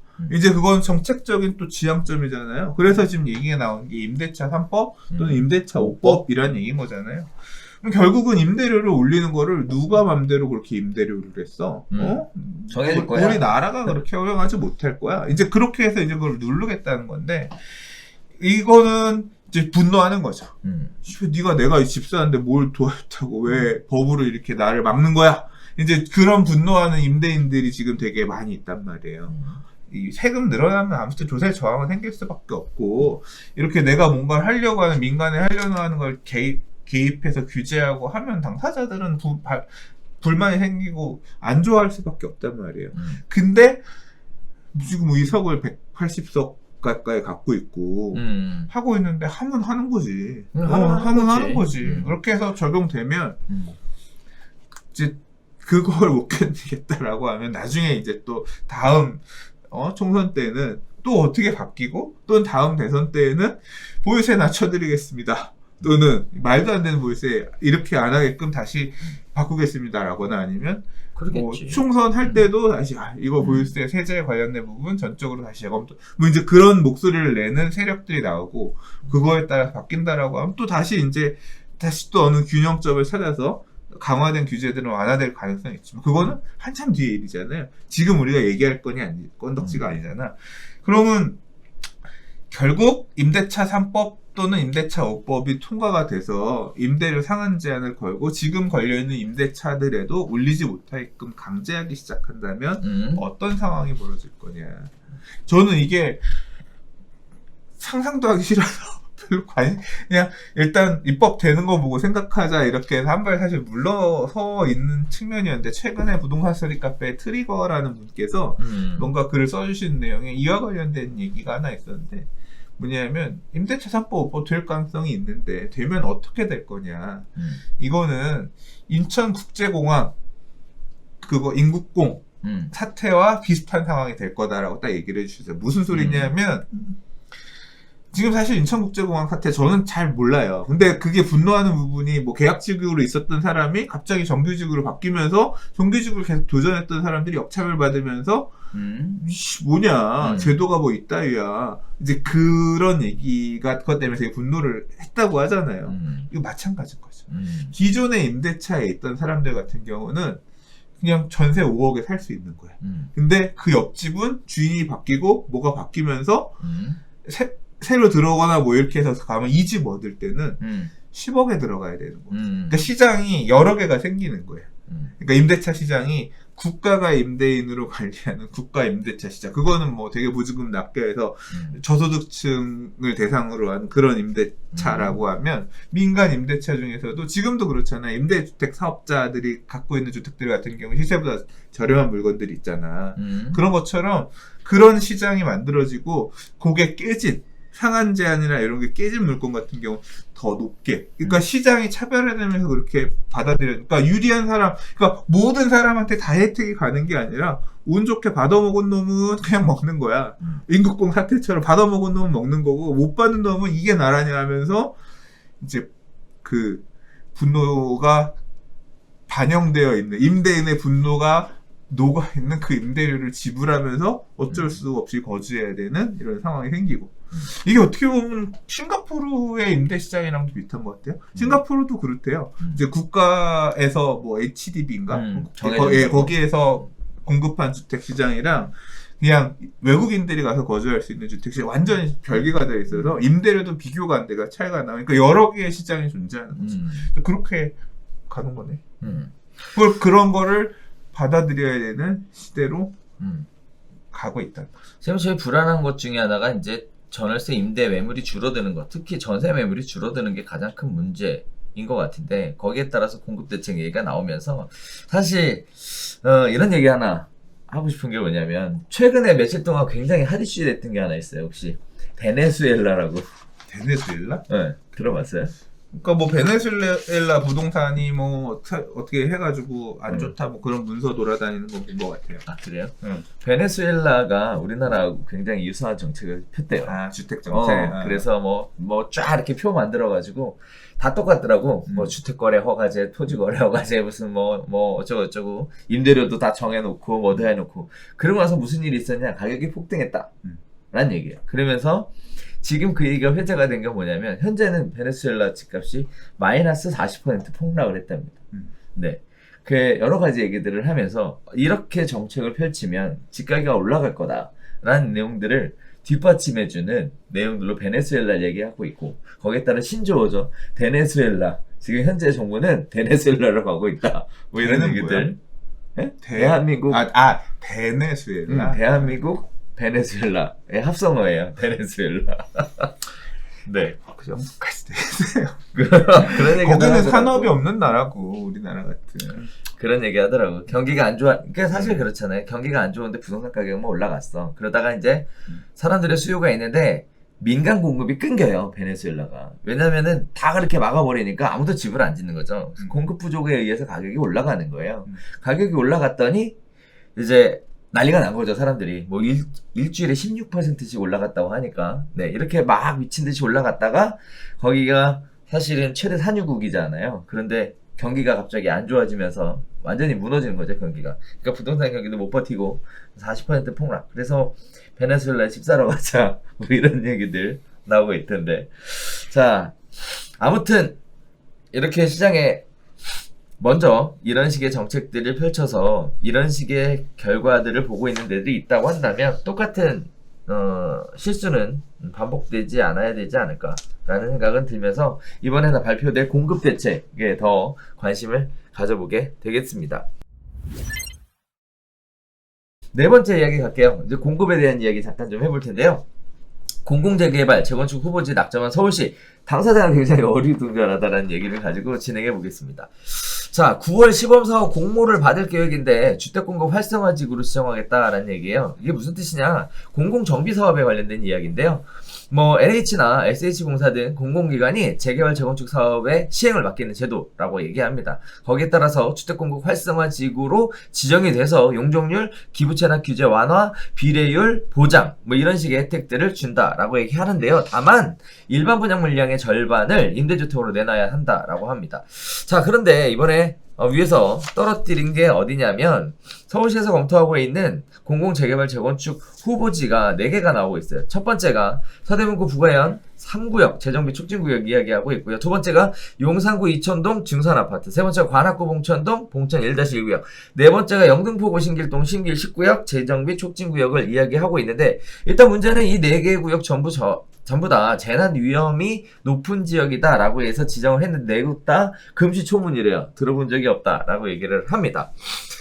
부가현 3구역만 재개발 사업지이고요. 나머지 3개는 재건축 사업장이라고 하는데 인센티브가 부족한 상황에서 참여하게 되는 원인은 사실 굉장히 미약해서 참여하지 않을 것이다. 근데 사실 재개발이나 재건축 같은 경우에 주민의 동의가 있어야 되는데 공공이 갈 때 본인들에게 더 이익이 된다라고 해야 가지 않겠습니까? 근데 이렇게 절반 이상 임대주택으로 뺏기고 나면 과연 주민들의 동의를 쉽게 받아낼 수 있을 거냐라는 얘기와 함께 또 막상 추진하다 보면 공공이라 한들 이게 사업 추진 자체가 쉽지 않을 것이다 라는 얘기들이 나오고 있어요. 반면에 해제했던 구역들 있죠? 반대해서 해제했던 구역들은 오히려 이번 공공재개발 재건축 기준을 발판으로 사업 재개를 노리고 있다라고 합니다. 증산 4구역이 대표적인 케이스라고 얘기하는데요. 자, 보면 내용을 정리해보면 그렇습니다. 불과 얼마 전까지만 해도 뉴타운 재정비 촉진주고 재개발 사업 해제하라고 그렇게 난리들을 했죠. 그래서 무슨 뭐 했죠? 도시재생 뉴딜 사업 뭐 해서 가로주택 정비 사업 형태로 조그맣게 바꿔가겠다라고 얘기했는데 이제 공급 부족하다니까 공공이 나서갖고 재개발을 하겠다라는 얘기 아니냐라는 얘기들이 나오고 있고요. 또 동의할 요건이 있는데 혜택이 없는데 사람들이 동의를 해줄까?에 대한 부분들도 이게 사실 그림으로는 공급하는 것 같지만 현실적으로 실효성은 굉장히 떨어지는 거 아니냐라는 얘기들이 굉장히 나오고 있어요. 뿐만 아니라 임대 아파트를 이렇게 절반으로 짓는 거 모르는 사람들이 원하는 방향이 아니죠. 이런 상황에서 과연 이게 실효성이 있겠냐라는 얘기인데 전문가로서 이거 이렇게 해도 되는 겁니까? 그러니까 이게 저는 이번 정권의 방향성이 그런 것 같아요. 그러니까 지금 사실 공급 대책도 자꾸 민간 활성화가 아니라 공공에서 자꾸 뭐 그린벨트 풀 거냐 안 풀 거냐가 자꾸 이슈가 되는 것도 주택 공급의 주도권을 민간에 주지 않겠다는 거거든요. 공공이 주도해서 주택을 낼 거다. 그래서 민간 부동산 시장이 불안하지 않겠다 이런 의지인 거거든요.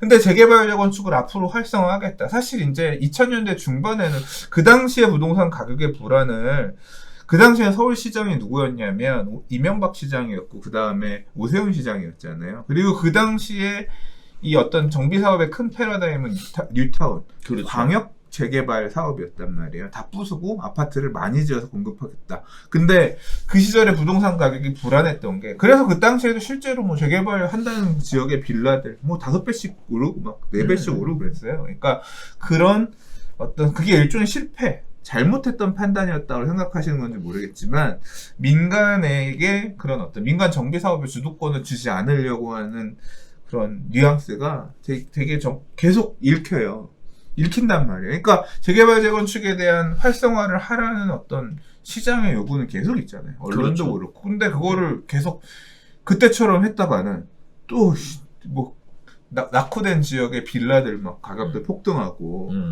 이렇게 가는 거가 부담스러우니까 공공을 내세우는 거죠. 그렇죠. 야 LH 뭐하냐, SH 뭐하냐, 니들이 나가서 해라. 그래서 공공이 사업을 주도하게 되면 그런 민간에게만 맡겼을 때 발생할 수 있을 가격 급등 이런 부분들을 좀 제어할 수 있지 않을까 그렇게 고민하신 것 같아요. 그러다 보니까 이제 공공재개발이라는 얘기가 5.6 대책 올해 처음 나왔고요. 그다음에 이번에 7.10 대책 때 공공재건축이라는 얘기가 나왔어요.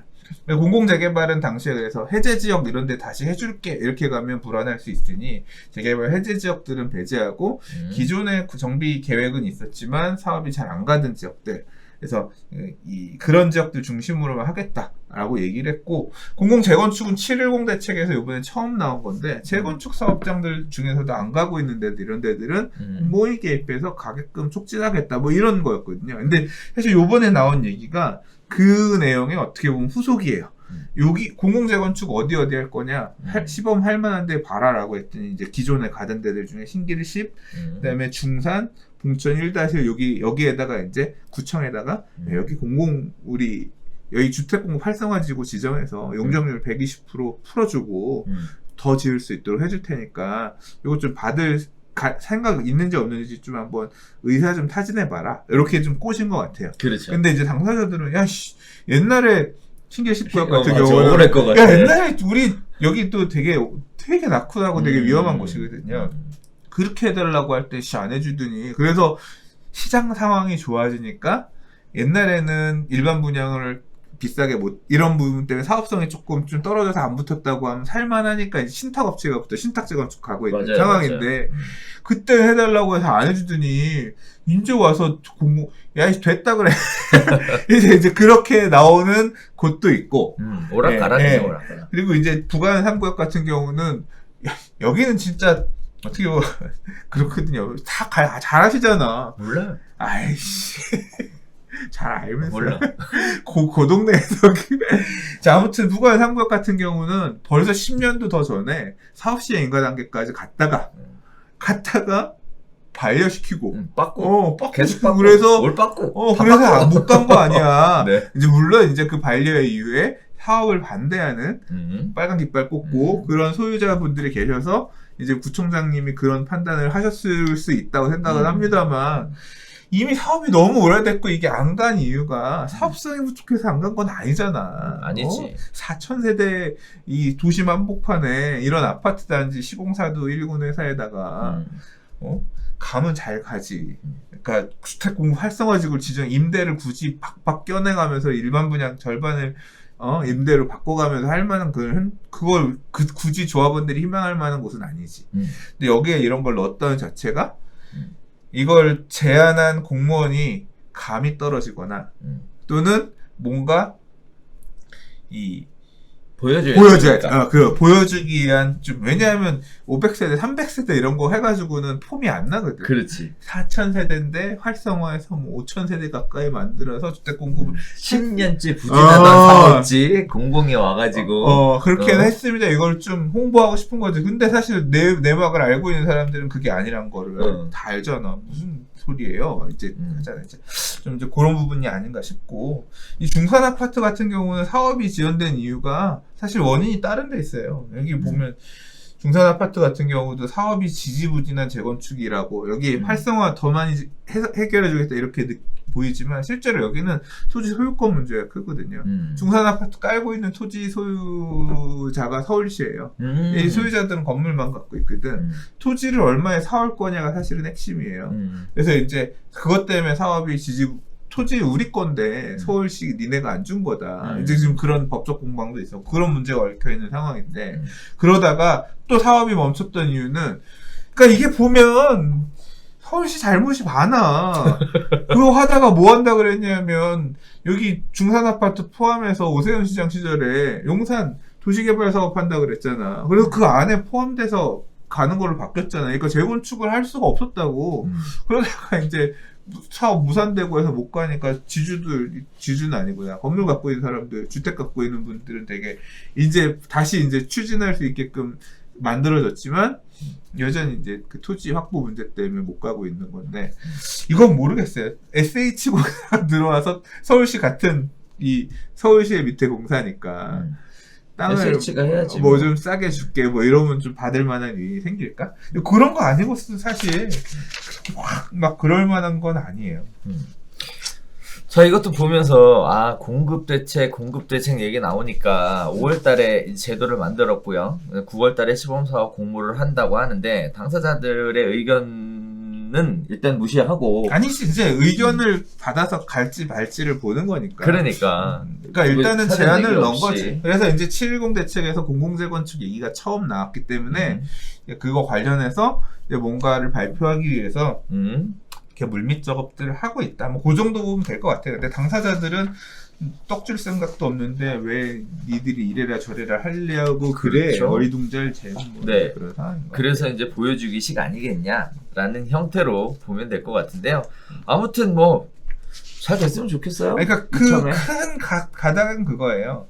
네. 민간 정비 사업 활성화를 턱 내놓을 수는 없고 그럼 이제 가자를 또 이제 낙후된 동네 빌라 사러 가자. 안 그래도 지금 뭐 뒤에 기사 보니까 그런데 할 수는 없고 니네한테는 우리가 못 맡기겠고 공공이 나서서 이렇게 도심진의 정비 사업도 어떻게든 해보려고 한다. 그런 어떤 메시지를 좀 자꾸 주고 싶긴 한데 별로 주민들도 그렇게 내키하지는 않아. 우리는 그거 안 해도 갈 수 있거든. 뭐 이제 이런 상황 그런 것 같습니다. 네. 자, 5번째 이야기로 들어가겠습니다. 공급 관련된 이야기 2번째인데요. 그린벨트 풀까 말까에 대한 얘기입니다. 자, 그린벨트 풀린다는 소식이 있자마자 강남 내곡동, 세곡동에 동업수도 묻지 않고 사는 사람들이 많이 늘어났다라는 얘기고요. 또 용산에는 2만 가구의 신도시로 공급할까에 대한 남만한 공급 대책에 대한 이야기들입니다. 자, 일단 크게 꼭지를 뽑아보면요. 2가지가 있는데요. 일단 정부에서는요. 강남 3구의 세곡동, 우면산 일대, 수서역 인근의 그린벨트 지역을 해제 대상으로 유력하게 보고 있다라는 내용들이 알려지고 있고요. 하지만 서울시는 그린벨트 해제에 반대한다라는 입장입니다.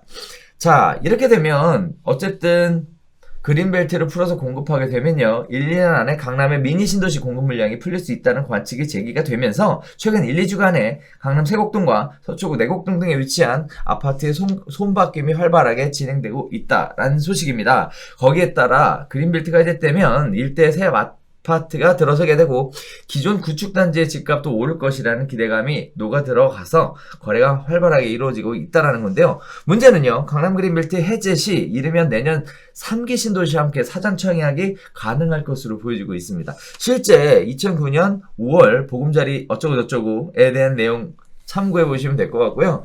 자, 비슷한 시기에 사전 청약제를 실시하고 있는 3기 신도시 수요에 강남 미니 신도시 공급되면 오히려 3기 신도시는 타격받지 않을까에 대한 우려 섞인 목소리들이 나오고 있는데요. 자, 이거를 우리가 이런 얘기로 한번 얘기해보면요. 실수요자 입장에서는 강남의 미니 신도시 공급되면 미니 신도시가 이제 3기 신도시 가면 안 되잖아요. 그 얘기. 그거야 뭐 선택의 문제지. 뭘 그럼. 타격을 뭘 걱정해. 그럼. 그 다음에 또 하나는 네. 신도시가 지어져서 가격이 올라간다라는 보장은 없어요. 일단 워낙에 저가로 공급하겠다고 했으니까. 문제는 비싼다 하더라도 인근 구축단지 집값도 올라갈까? 오늘 그 두 가지 이야기를 그러니까 그거는 고민할 필요가 없어. 없어요? 결론이 났어. 그래요? 지금 어떻게? 가격을 뭐 호가가 1억이 올랐고 그 금액에도 사겠다고 사람들이 덤비고 막 가고 있잖아. 그냥 이미 올라가는 거야. 이거 나는 사실 이거 옛날 생각이 자꾸 나요. 처음에는 그런 느낌이었거든. 뭐였냐면 이게 우리가 지난 상승장에서도 보면 처음에 2003년도에 이제 막 가격 불안하니까 뭐라 그랬냐면 판교 신도시의 강남 대체 목적으로 중대형 많이 짓겠다. 맞아, 이렇게 맞아. 이제 바꿨어. 언제쯤 얘기야? 그 2003년도 네. 얘기야. 나 꼬꼬마. 지금 벌써 이제 이쯤 있으면 17년 되네요. 근데 그러다가 이제 안 되겠으니까 2005년에 8.3.1 대책 때 더 풀겠습니다. 송파 신도시를 짓겠습니다. 그래서 위례 신도시 발표를 맞아. 한 거예요. 그러니까 짓겠다라고 하고 그 다음에 이제 그 이름이 위례 신도시가 된 건 한참 뒤의 일이지. 그 다음에 또 이제 그래도 부동산 가격이 2006년에 난리 나고 불안하니까 그 다음에 내는 게 뭐냐면 2기 신도시 확대할게. 그래서 기존에 공급했었던 동탄 신도시 옆에 동탄 2신도시가 이제 그때 또 다시 이 신도시로 공급이 된 거거든요. 그러니까 공급 대책으로 그 당시에 나온 거거든요. 그러니까 지금 거의 이제 그런 느낌인 거예요. 3기 신도시 내놓고 안 되니까 또 그런 그린벨트 풀겠다 이러면서 이제 얘기가 나오는 상황인 거잖아요. 네. 근데 그때도 뭐가 있었냐면 지금은 어디가 될 거냐 얘기가 이제 동탄 2가 확정이 됐지만 그 당시 광주, 오포 뭐 이런 쪽이 될 거다. 어디 될 거다라고 해서 묻지마로 새로 이 신도시가 지정될 때 가서 땅 사고 그 주변에 있는 빌라 사고 뭐 사고 막 이제 움직였거든. 왜냐하면 인프라가 없던 동네에 택지들이 이렇게 만들어지면 어떻게 돼?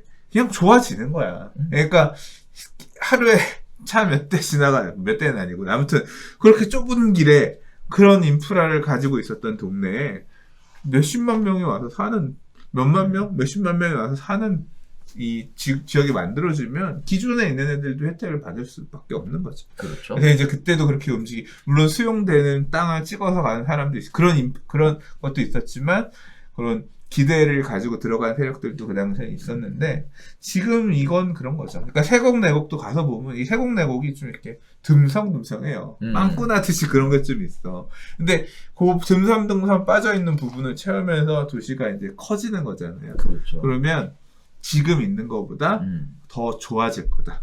이제까지는 사실 우면지구, 우면 내곡지구 뭐 이런 것들 얘기를 하면 세곡지구 이런 거 얘기를 하면 세곡지구도 보면 이제 그 저기 어디야?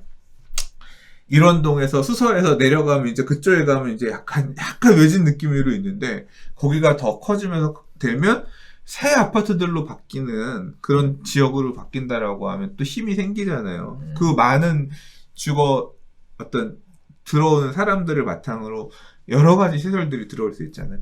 지난주에 이슈 중에 뭐가 있었냐면 용산에 용산 정비창 부지에 2만 세대 아파트 짓는다. 뭐 이제 그런 기사도 났어요. 그래서 났지. 보면서 야, 이 좋은 땅에다가 아파트 2만 세대 용적률을 1,500%로 한대. 그래서 내가 보고 야 미쳤냐. 야 용적률 1,500% 올리면 거기를 1,500을 만들면 거기 그 안에 들어가는 도로면 이런 거 어떻게 감당하려고 거기를 그렇게 고밀로 가냐. 남산하고 키 맞추기 해야 되니까. 그래서 아무튼 근데 방향성은 어쨌거나 그러면 기존의 업무지구로 정해놨던 부지를 택지를 많이 바꾸고 해서 말 그대로 주거지역이 많이 포함되어 있는 그런 개발 모델을 바꿀 수도 있지. 그럴 수도 있다고 있지. 생각을 하는데 업무지구로 개발을 하든 2만 세대가 8천 세대가 2만 세대로 바뀌는 주거지역으로 바뀌든 그냥 그렇게 중산층 이런 20평형대 이런 아파트들이 들어오는 데가 되면 나는 기본적으로는 그 일대의 호재라고, 그러니까 업무지구가 되면 당연히 호재지만, 그런 주거지역이 들어와도 호재라고 생각했거든요. 왜냐면 용산에 좋은 주거지역이 별로 안 많아요. 동부이촌동 다 해봐야 뭐 10,000세대 정도 되나? 근데 2만 세대, 한남뉴타운이랑 이렇게 하게 되면, 용산구 안에 세대수가 좀 나오는 그런 주거지역이 그럼 그 세대수를 바라보고 학원들 들어오고, 뭐 백화점은 아니라고 하더라도 이런저런 음식점이면 뭐면 기존에 없던 것들이 다 들어올 거 아니에요. 그러면 주변에 있는 사람들은 학원 마포로 보내다가 여기로 또 보낼 수 있는 거야. 이제 그런 게 만들어지니까 사실은 좋거든요. 그래서 어떤 쪽이든 좋을 거다라고 저는, 그러니까 기존에 되게 드문드문 살던 데에 비해서 이 밀집이 높아지면 그거에 준하는 좋은 시설들이 들어오면서 개선이 될 거다. 지금보다 개선이 될 거고 호재가 될 거다라고 생각했는데 그게 여기도 될 거라고 사람들이 생각하는 거죠. 그러니까 이미 반응하는 거야. 그러니까 돈 더 주고 가서 일단 여기 되면 좋겠네요. 이제 좀 택지가 그렇게 쓸만해진다라고 판단하는 거겠죠. 좀 가는 건데 뭐 풀지 안 풀지는 지켜봐야지. 제일 중요한 건 공급에 대한 이야기들이 계속 나오고 있는데, 근데 서로 엇박자들 보여주고 있다라는 게 가장 큰 특징인 것 같아요. 여기서는 한다, 여기서는 안 한다, 오전에는 안 한다, 오후에는 한다, 이렇게 계속 말들이 왔다 갔다 하고 있는데, 방귀 끼다 보면 똥 나오지 않을까? 이번에는 안 하고 넘어가도 이게 부동산 가격이 안정화 안 되면 내놓을 때까지 나오지 않을까? 부동산 가격 잡을 때까지 쏟아낼 건 다 쏟아내겠다. 공급이고 수요 규제고. 네. 아무튼 공급 대책 어떻게 나올지 관심이 귀추가 주목되는 그런 부분입니다. 자, 6번째 이야기입니다. 이틀새 4억이 올라갔대요. 이게 규제 무풍지대 빌라 얘긴데요. 자, 빌라, 원룸, 오피스텔 등은 등록 임대사업자 세제 혜택이 유지가 되고요. 서울 다세대 연립 거래량이 6월에 6,000건을 돌파할 가능성이 있다고 합니다. 은평구만 663건으로 최다 건수라고 얘기하는데요. 재개발 뉴타운의 인근에 신축 거래가 주를 이루고 있다고 합니다. 신고가를 찍으면서 상승세를 보여주고 있는데요. 자, 왜 그러냐? 6.17 대책 등 정부의 부동산 규제가 아파트에 집중되면서 다세대 연립 빌라 주택에 풍선 효과가 작용되고 있다. 이게 이제 시장이 바뀌는 거죠. 지역으로 가는 시장이 아니라 상품이 바뀌어가는 이런 모습을 보여주고 있는데요. 크게 두 가지 예를 들고 있어요. 일단 첫 번째가 서울 강북권의 재개발 구역 투자가 늘어나고 있다. 두 번째는 학군 수요가 집중된 강남권 실수요 투자가 늘어나고 있다라는 얘기입니다. 그래서 다세대 연립의 거래량이 2년 4개월 만에 최대치를 기록하고 있다라는 건데요. 지금 현재 은평구에서만 663건이고요. 서울시내 25개 자치구 중 가장 거래가 활발한 최근 재개발 구역과 뉴타운 인근 신축 빌라의 매수세가 몰리고 있다고 합니다. 목동과 강남권 등 이른바 우수학교, 학원과 인근 교육 수요가 몰리면서 거래가 늘어난 것으로 보여지고 있는데요. 이런 부분들은 연립 다세대 거래가 늘고 있는 부분들에 대해서 급등한 아파트 가격과 갭 메우기로 가격이 오를 것이다 라는 기대감과 정부의 잇따른 규제 사정권에서 벗어났다라는 점이 크게 작용하고 있다라고 얘기합니다. 그래서 세 가지 꼭지들을 이야기하고 있는데, 일단 첫 번째는요. 지난해 12.16 대책으로 15억 초과 소고가 주택 구입 시 주택 구입력 주택담보대출이 금지됐으나 대상은 아파트로 한정됐기 때문에 빌라는 상관이 없다라는 거죠. 자, 두 번째는요. 6.17 대책에 따라서 지난 10일부터 수도권 등 규제 지역에 3억 원이 넘는 아파트를 구입하면 전세 대출이 제한이 되거나 휴세지만 연립 다세대는 이 규정도 적용되지 않는다고 합니다. 자, 70 대책에서도 빌라, 원룸, 오피스텔은요 등록 임대사업 제도를 지속적으로 유지하겠다라는 것도 호재로 작용했다라고 얘기하고 있는데요. 자, 이거 우리 사실 재개발 관련된 이야기들을 해왔고, 재개발 관련된 부분들에 대한 빌라 가격의 상승에 대한 얘기도 여러 번 거론을 했었던 부분인데, 지금 굉장히 많이 올라가고 있는 모습들 보여주고 있는 것 같아요. 제가 개인적으로 우려하는 건 뭐냐면, 빌라 가격, 다시 얘기하면 서민들 또는 주거 취약계층이 거주하고 있는 빌라 가격도 이렇게 너무 많이 올라가 버리면, 이거 심각하게 걱정스러운데요. 일단은, 여러 가지 관점에서 볼 수 있을 것 같아요. 규제 사각지대에서 빠져나간 빌라. 앞으로도 계속 이런 식의 관심을 받겠죠. 앞으로 대책이 안 나온다면. 자, 이런 부분들은 어떻게 지켜보는 게 맞을까요? 그러니까 이게 기사가 되게 자극적으로 썼잖아요. 이틀 동안 4억이 올랐다.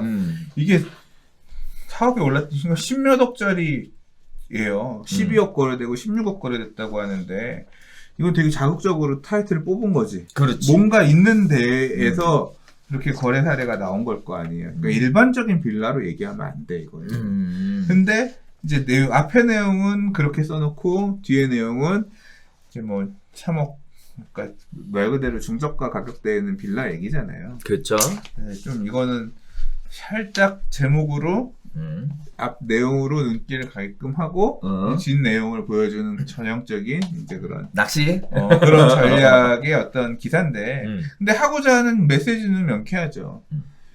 그리고 그런 흐름이 있는 것도 같고 그러니까 빌라 두들기라 이거 아니야.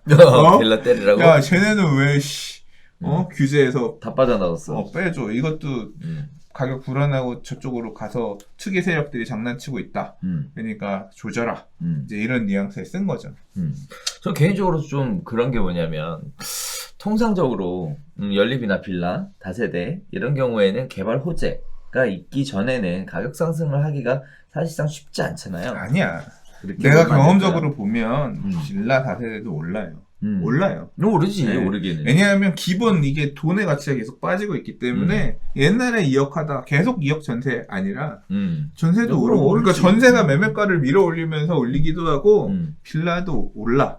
다만 이제 투자처럼 그렇게 많이 관심을 갖고 보지 않았던 이유는 뭐냐면 아파트는 저기 가는데 빌라는 천천히 상대적으로 조금 가니까 그래서 상대적으로 이제 연립주택이나 빌라는 투자처를 이렇게 선호하지 않았다. 기왕이면 그 돈을 묶을 거면 그러니까 항상 지금처럼 아파트 가고 나서 뒤에 가서 쫓아오니까 후행하니까 그런 그렇죠. 거고. 근데 그럼 지금 여기 늘어난 이 거래량이라든가 가격이라든가 이걸 뭘 봐야 되냐. 저는 공공재개발이 불을 지핀 부분이 되게 크다고 생각해요. 공공재개발 하겠다라고 하면 가서 뭐 사냐면 빌라 사거든. 그래. 그러니까 거래량이 늘어나는 거야. 은평구, 우리 동네도 낡았어요. 은평구 이런 데 얘기가 나오는 게 재개발 구역들 원래 많잖아요. 여기 낡은 동네인데 우리도 재개발할 거야. 공공재개발 할 가능성이 있어. 빌라 이거 사면 재개발로 지어지는 LH 아파트 한 채 받을 거야. 나중에 사면 제약이 많은데 지금 사면 사업 시작 초기 단계니까 될 거야. 물론 안 돼. 재개발이고 뭐고 없는 동네지만 그렇게 설명해서 팔면 재개발 하자 가서 하면 이제 이게 사실 2000년대 중후반을 주름 잡았던 다 재개발될 거야 라고 해서 업자들이 빌라 팔아먹었던 어떤 큰 테마거든요.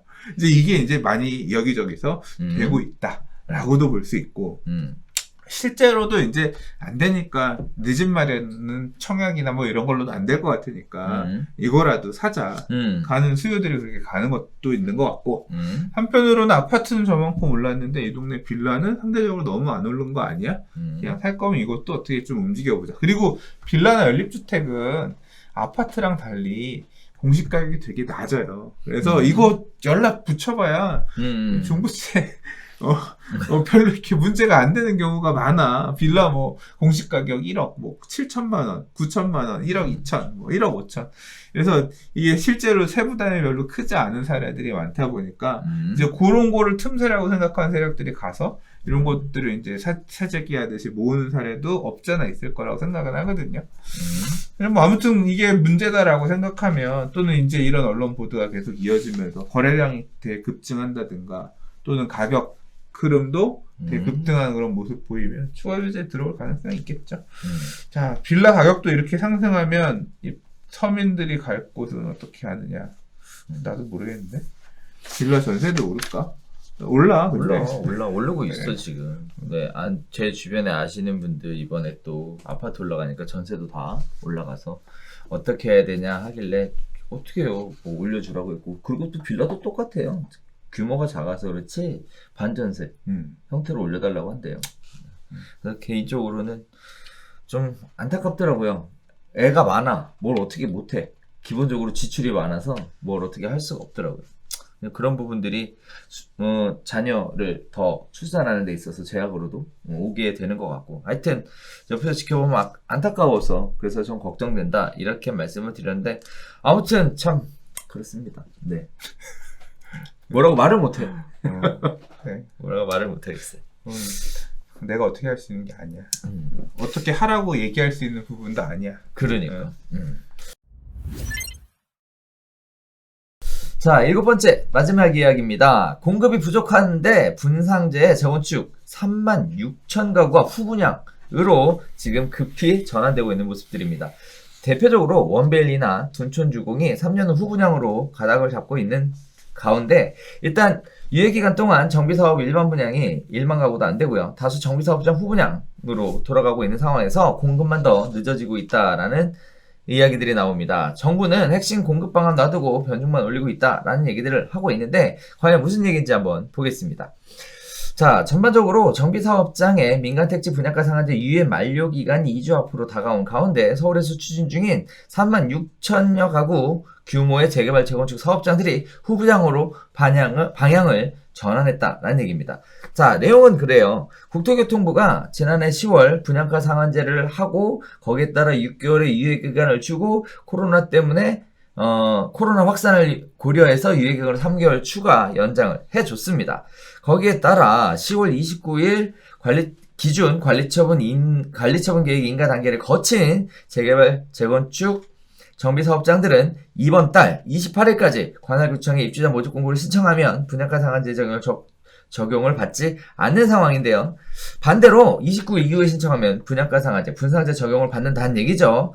그런데 문제는요, 상한제 적용을 피할 수 있는 단지임에도 불구하고 3년 후에 후분양하겠다는 얘기들이 나오고 있습니다. 이유는요, 둔촌주공 재건축이 가장 큰 도마에 올라가고 있는 내용인데요. 조합에서는 3.3제곱미터 분양가를 3,550만원으로 정했는데, HUG는 일반 분양가로 3.3제곱미터당 2,978만원을 제시하면서 입장 차이가 좁혀지지 않자 결국 조합원들은 반발이 거세지면서 울며 겨자 먹기로 후분양이 거론되고 있는 상황이라고 합니다. 총 12,032가구의 엄청나게 큰 대규모 단지임에도 불구하고 이렇게 후분양으로 전환이 되면 공급에 차질이 생길 수밖에 없는데요. 내용을 또 들어보면 이런 얘기도 나와요. 여러 곳에 감정평가를 의뢰한 결과 아무리 못해도 제곱미터당 5,300만원 돼야 한다 라는 자문을 얻었지만 HUG가 깜깜이식 분양가를 고집하고 있어 결국은 믿져야 본전 아니겠냐는 생각으로 후분양을 준비 중이라고 얘기합니다. 거기에 따라서 이달 8월 말에 후분양 신청에 들어갈 것이다 라고 이야기하고 있는데요. 이와 같이 레미안 원베일리 자체도 통매각을 추진하다가 최근 HUG가 이 일반 분양가를 3.3제곱미터당 4,900만원으로, 조합 측은 3.3제곱미터당 5,300만원으로 이렇게 주장하면서 결국 갭이 메워지지 않아서 후분양 쪽으로 가닥을 잡아가고 있는 모습들 보여주고 있는데요. 지금 보면 이거 빨리 하라고, 후분양가 분상제 적용 안 받고 빨리 추진해서 공급하라고 이렇게 해서 진행됐던 사업지잖아요. 그럼 이제 빨리 나와줬어야 되는데, 이게 공급 물량으로 기대하고 대기하고 있었던 이런 물량들이었잖아요.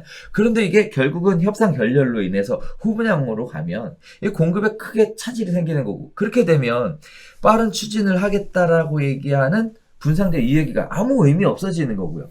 마음이 급한 건 청약 기다리는 분들이지. 그러니까 나는 가점이 높아서 이번에 나오면 무조건 될 거라고 생각하고 통장 안 쓰고 이제까지 나오는 것들 다 버리고 기다렸는데, 야, 이거 일반 분양 못 쓰겠네. 2년 뒤, 3년 뒤까지 일단은 전세 살면서 저거 나올 때까지 기다려야 되네. 이러면서 이렇게 이제 기다려야 되는 상황이 생긴 거죠. 당장 제 친구들 중에도 둔촌 쪽은 기다리는 놈들 많아요. 아, 그래요? 돈 잘 벌어. 돈 잘 벌고 부자야. 그러니까 물려받은 게 많은 게 아니라 자수성가한 거지. 오. 근데 무주택이야. 그래서 이제 이 둔주 하나만 바라보고 이제까지 기다렸는데 네. 아니야. 둔주 맨날 둔주 이번에 안 나오냐? 좀 잘 모르겠는데 쉽지 않을 수도 있을 것 같은데 얘기를 해주면 아씨 안 되는데. 그러니까 이번 상승장에서 매수할 수 있을 만한 기회가 되게 있었지만 이 청약 이게 있으니까 다 그 기회를 버린 거야.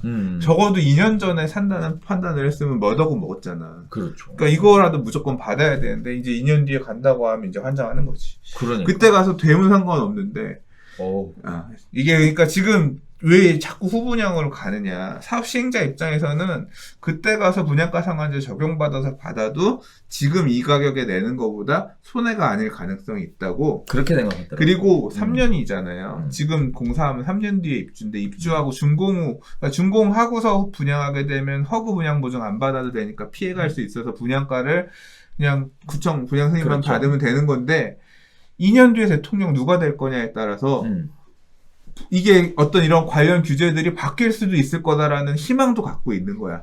그러니까 정책이 좀 다른 형태로 수정이 된다라고 하면 이게 바뀌면 좀 이 빡빡한 또는 이제 법률 분양가 상한제 기준 자체에서 택지비를 어떻게 산정할 거냐에 대한 기준만 조금 느슨하게 완화를 해줘도 지금 허그가 내세우는 이거보다는 좀 나은 가격으로 분양할 수도 있지 않을까.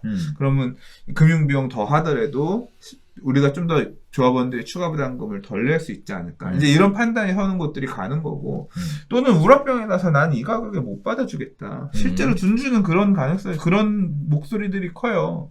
야씨 저기 강북에 저기도 이 가격인데 공시지가는 우리가 몇 배가 비싼데 도대체 뭘 기준으로 걔네랑 비슷한 가격에 우리 내라고 하는 거냐.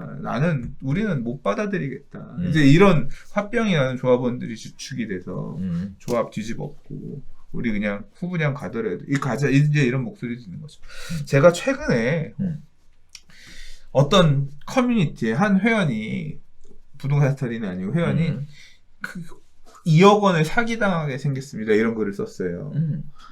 2억 원을 사기당하게 생겼대. 내용이 보니까 재건축하는 건 줄 알았는데 알고 보니까 자기가 지역주택 조합이었대. 집을 얼마에 팔고 거기에 조합원으로 가입해서 차액 부분만 돈을 넣어내고 새 아파트를 받는 그런 거였는데 보니까 추가 부담금이 2억 가까이 나왔다는 거야. 이 돈을 더 내야 들어갈 수 있게끔 돼서 이 내가 조합한테 사기당한 거나 마찬가지다. 그래서 내가 2억 원 더 내야 되는데 억울하다. 청원 좀 도와달라. 그러니까 막 사람들이 청원합니다. 막 그 댓글 진짜 억울하시겠네요. 막 달린 거야. 억울하지. 그게 뭐가 억울해. 내가 생각, 물론 억울하긴 한데 지역주택 조합 사업이라는 걸 잘 몰라서 억울한 상황이 발생한 부분도 이해를 해. 그리고 사업을 지역주택 조합이 사업을 하는 과정에 비용이 더 드러나서 돈을 더 내게 생긴 거잖아. 뭐 어떻게 민간 사업이기 때문에 지역주택 조합 사업은 그렇게 젖으면 뭐 억울하고 뭐 좀 이런 게 있을지 모르겠는데 재개발 재건축은 지역주택 조합하고는 비교도 안 되게 억울한 거예요. 분양가 상한제도 피했고 다 갔는데 갑자기 소급해가지고 분양가 주택 주거 안정이라는 공익이 조합원들의 기대 이익보다 크다는 이유로 둔촌주공 이런 데들은 갑자기 분상 적용을 두들겨 맞게끔 된 거잖아요. 그렇죠. 우리는 분상제 피했기 때문에 우리가 원래 법에서는 분양가 상한제 피했기 때문에 우리는 그냥 준공 후분양으로 갈래 이렇게 계획을 다 세워 가다가 갑자기 아니야 니들도 적용이야 다 이렇게 해서 지금 수억 원의 부담금을 정부의 정책에 따라 내게끔 생긴 데들이 엄청나게 많아. 이 사람들은 진짜 황당하지. 말도 안 되는 거야. 나도 그래. 나도 몇 억 더 내야 돼. 근데 정부가 이렇게 하는 거에 대해서는 야, 그 지역주택조합 2억 원 추가 부담금 더 내게 생겼다고 억울하다고 공감 찍은 사람들은 재건축 조합원들 몇 억씩 더 내게 된 것도 억울하다고 공감 찍어줘야 돼. 내가 생각할 때 그런 거지. 지금 왜 이 다 난리가 났냐. 일반 분양 계약자들에게 저렴하게 분양하기 위해서 당첨만 되면 8억, 10억 프리미엄이 붙는데 당첨만 되면 8억을 먹는 거야. 그거 먹을 거 만들어 주려고 조합원들이 몇 억씩 추가 부담금 내는 그런 상황을 됐단 말이야. 응? 근데 억울한 사람 조합, 이런 조합원들, 이 소요 사업 시행이 그러니까 이게 결국 뭐냐면 가격 그러니까 시장 개입을 정부가 되게 빡빡하게 되게 적극적으로 한 거잖아요. 그것 때문에 지금 청약 시장 때문에 많은 게 무너지고 있는 거잖아. 조합원들도 내야 되고. 그런 상황을 지금 감수하면서 버티고 있는 거잖아. 그래서 사실 이거 내용 잘 보면 이런 것 같아요. 청약하려고 대기하고 있었던 매수자들 결국 후분양으로 가면서 불만, 그죠? 조합원들 결국은 분양가 상한제 피하게 해준다 그래서 자기 딴에는 열심히 서둘러서 진행해 왔더니 결국은 HUG가 발목 꽉, 우리 이거 별별스 할 때 했거든. HUG가 발목을 잡을 것이다. 과연 그걸 통과시켜 주겠느냐 라는 얘기했는데 결국은 잡혔죠. 그래서 결국은 조합원들도 불만. 도대체 이 게임에서 해피한 사람은 누군가? 이거 참 많은 사람들이 모두가 불만이. 해피한 사람은 있어. 이거 일반 분양 싸게 받는 사람. 나중에 그 몇몇은 해피해. 나중에 가서 그렇지. 그 몇몇을 위해 이제 이게 중공업 분양으로 가서 분양가 상한제 적용되면 어떤 기가 막힌 상황이 발생하냐면요. 중공업 분양이니까 다 짓고 나서 후분양하잖아. 그렇죠. 이 분양가가 얼마냐면 예를 들어서 막 지금 얘기하는 것처럼 지금 2,900 얼마에 둔주를 분양하려고 했잖아. 분상 적용했더니 2,900 얼마가 만약에 나왔어. 그러면 30평대 분양가가 뭐 9억 정도 하는 거잖아요. 근데 입주할 때 가보니까 전세는 14억이야. 근데 분양가는 9억이야. 중공업 분양이니까 다 지어졌잖아. 분양에 9억에 분양 받아서 14억에 전세 놓으면 되는 것이. 물론 이게 분양가 상한제 주택은 거주 의무 이런 게 붙기 때문에 전세 못 놓지만 그것만 딱 채우고 전세만 놔도 그 상황이 만들어지는 거야. 이게 시장 왜곡이지. 말도 안 되는 시장 왜곡이지. 그걸 정부가 주장하고 있는 거지. 그러니까요. 그래서 정책을 지금 잘못 써가지고 모두가 불만인 이런 상황들이 만들어져 가고 있고, 그리고 뭐 소장님 얘기하셨던 대로 나중에 분양받은 사람이 말 그대로 그놈이 다 먹는 거야. 그 사람들 먹을 거 만들어주기 위해 오랫동안 무주택으로 있으면서 고생한 거에 대해서 이게 무주택도 이것도 그러니까 계속 뭐냐면 아까 난 인천국제공항 사태가 계속 그게 자꾸 오버랩이 되는 게 혜택을 받는 소수는 자꾸 나와. 배려를 해주기 위해서. 걔네는 해피해. 나머지 그걸 받아먹지 못한 나머지들은 계속 불행하다니까. 마치 그런 거야. 너는 혜택을 줄게. 받아먹은 놈은 계속 우리는 노력하겠습니다. 받아먹은 놈들은 해피해. 거기에서 빠져있는 사람들은 황당하지. 다 못 받고 제일 불행한 사람 걸로 남아있게 되는 거라니까요. 이게 청약 정책이 이것만 이런 게 아니에요.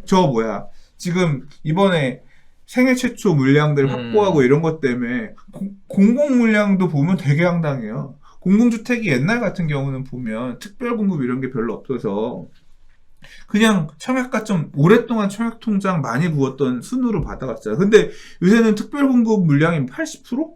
85% 늘어난대나? 그래서 청약통장 오래 부었던 사람들이 가져갈 수 있는 물량이 줄어요. 그럼 생애 최초 이런 걸로 받아가는 애들은 뭐냐면, 그러니까 그건 일종의 특공인 거지. 그거에 혜택 있는 애들이 나오면서 결국 뭐냐면 물량은 정해져 있는데 혜택 받은 놈은 먼저 받아먹고 못 받은 애는 배제되고 그게 계속 반복되는 거야. 그러니까 참. 그거 어떻게? 어떻게? 몰라. 그러니까 이게 세심한 제도가 이렇게 많은 사람들을 구원해 줄 것 같지만 결국 그게 제도가 내가 당첨 안 되면 다 필요 없는 얘기야. 세상은 뭐 같고 불평등하고. 이제 부동산 정책을 좀 쓸 때 좀 처음에 정부가 들어와서 장기적인 전략이라는 걸 세워놓고 거기에 맞춰 추진하려고 했어요. 그런데 이제 그게 잘못됐다라는 것을 인지를 한 상황이잖아요.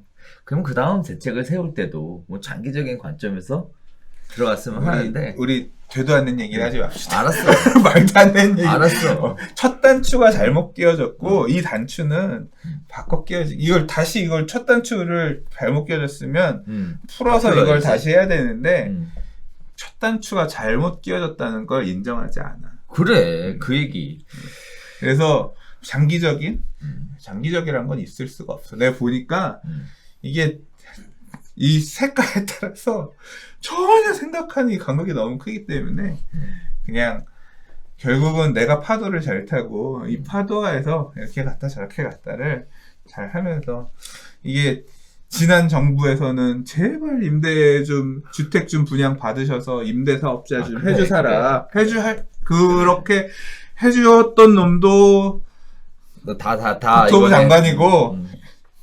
집 본인도 스스로 두채였으면서 두채는 적폐라고 하고 있는 그런 국토부 장관도 또 이거 그냥 그때그때 맞춰서 그러니까 사는 수밖에 없어.